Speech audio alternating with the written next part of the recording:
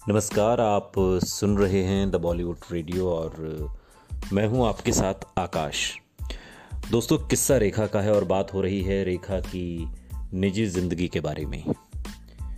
और शादी के बाद रेखा एक बार फिर उन ख्वाबों और ख्यालों में खो गई जिसकी उन्हें बरसों से तलाश थी।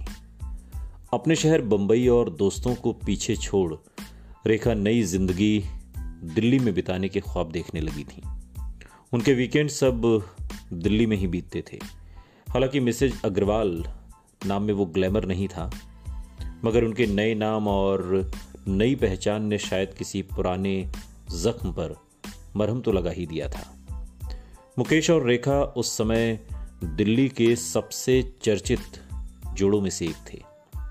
यह आनंद के क्षण थे। रेखा कह रही थी कि उनकी शादी ने उनके जीवन को एक नया आयाम दिया है। उनकी जिंदगी में एक हमसफर आ गया था जिससे वो बेहद प्यार करने लगी थी। एक खामोश नजर, एक स्पर्श, एक मामूली सी तारीफ जैसे। तुम आज बहुत फ्रेश लग रही हो, या फिर तुम कुछ अलग, कुछ नई सी लग रही हो। ये सब बातें जिंदगी को कितनी हसीन बना देती हैं। रेखा ने उन दिनों एक इंटरव्यू में कहा था इन तमाम बातों का जिक्र करते हुए। हालांकि फिल्म आज़ाद देश के गुलाम बुरी तरह पिट गई थी, लेकिन रेखा की निजी जिंदगी ने उन्हें मुस्कुराने की वजह दे दी थी। अपने नए घर बसेरा में रेखा की नई जिंदगी का आगाज हो गया था। मेरा सपना रहा है कि मैं शहर की भीड़भाड़ से दूर एक ऐसी जगह पर दुनिया बसाऊं जो हरी भरी हो, जहां पेड़ पौधे हों, फूल हों। मुकेश के साथ मैं खुद उस सपने के बहुत करीब महसूस करती हूं, रेखा ने एक इंटरव्यू के दिनों में उन दिनों कहा था। एक शाम रेखा और मुकेश दिल्ली के चाणक्यपुरी में नीरज कुमार के घर पहुंचे। नीरज कुमार दिल्ली पुलिस के पूर्व कमिश्नर, जो बाद में कमिश्नर बने थे। नीरज को आज भी याद है कि रेखा किसी आम लड़की की तरह एक सादा सा सलवार कमीज पहने हुए थी।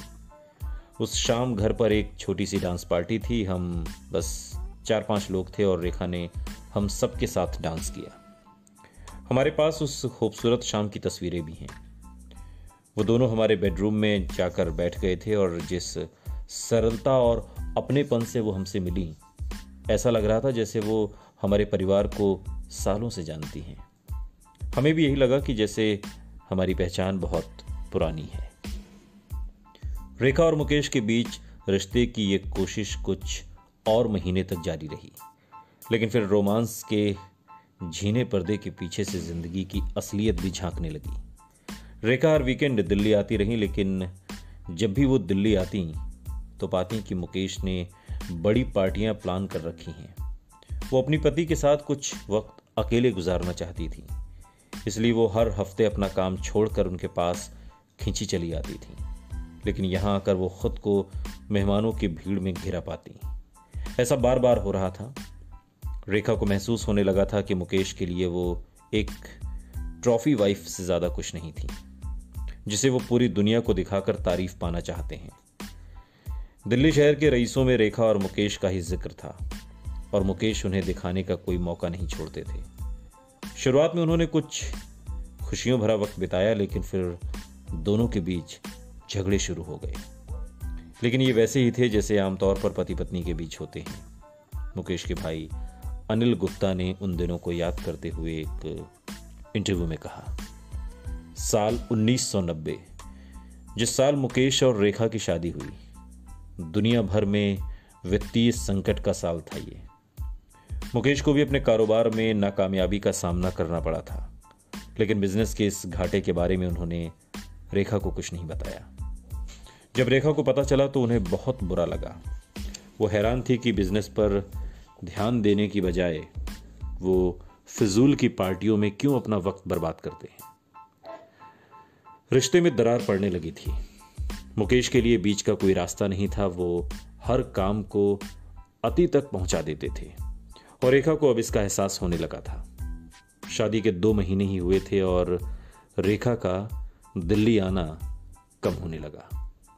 लंबे वक्त तक रेखा की गैर मौजूदगी मुकेश को बेहद परेशान करने लगी। अब वो चाहते थे कि रेखा फिल्मों में काम करना छोड़ दें। मुकेश की ये मांग न सिर्फ अतार्किक थी, बल्कि शादी के समय दोनों के बीच हुए समझौते का भी उल्लंघन थी। मैं फिल्में तभी छोड़ूंगी जब मैं प्रेग्नेंट हो जाऊंगी, रेखा ने मुकेश से कहा था। सुनते रहिए द बॉलीवुड रेडियो, सुनता है सारा इंडिया।